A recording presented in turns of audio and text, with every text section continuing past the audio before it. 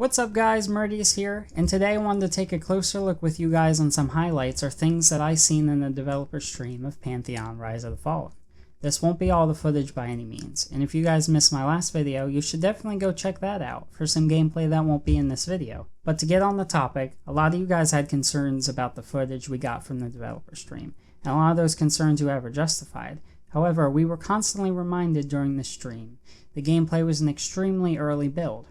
Early enough that most companies wouldn't have even bothered showing the footage at all. Almost everything having to do with combat and other assets are basically placeholders. So it goes to the question, should Visionary Realms, the makers behind Pantheon Rise of the Fallen, even showed us the gameplay?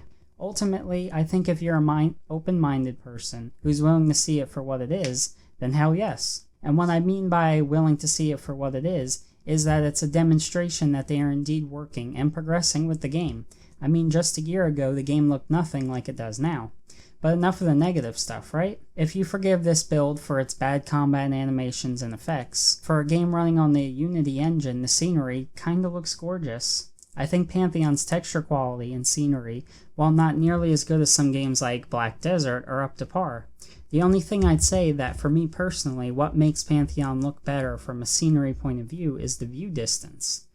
This is something that I think a lot of games lack in. There are points during this entire gameplay where we can see not only some of the textures on mountains far in the distance, but even small forms of little baby clouds coming off of them. And that's probably one of the biggest things that I personally think we could have seen from the gameplay footage. Just the amount of detail already in the world at such an early stage in development.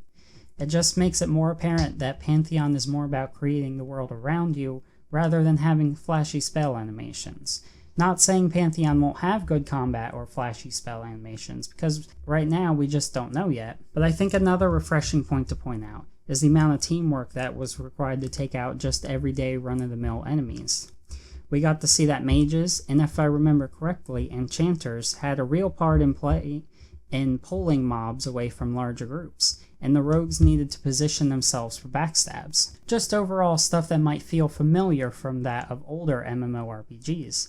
And while many people these days might want to look for something new and exciting, I feel like personally, and I'm sure others will agree, when a game has a familiar feel to other games I played and enjoyed in the past, it's easier to connect with. But I wouldn't be professional if I didn't warn you that I'm extremely biased when it comes to the holy trinity of tank, healer, etc.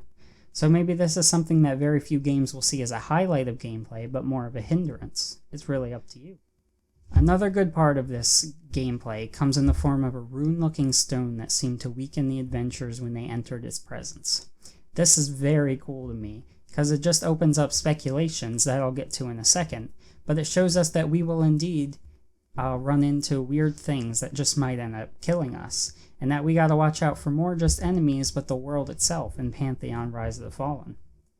But in my speculation part, when I seen this rune, I couldn't stop asking questions. Why is it there? How did it form? Was it put there for a reason? And I can only imagine that there will be things around the area that I could find and put together to answer those questions that I might have.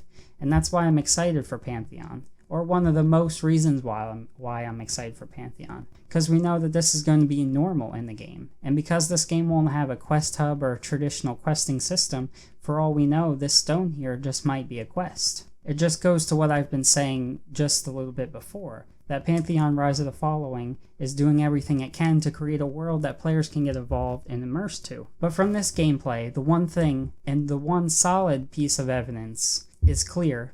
Is Visionary Realms, the makers behind Pantheon, is not targeting a wide audience. In fact, I think the audience they're targeting is rather small. And although I fit pretty well into their targeted audience, where do you guys stand?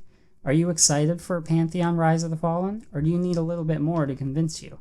Tell me in the comments below. But that's all I have for now. If you want to see the full gameplay footage, head over to Pantheon Rise of the Fallen YouTube channel and enjoy the wonderfulness that it is. I've been Meridius, and I'll make sure to see you next time.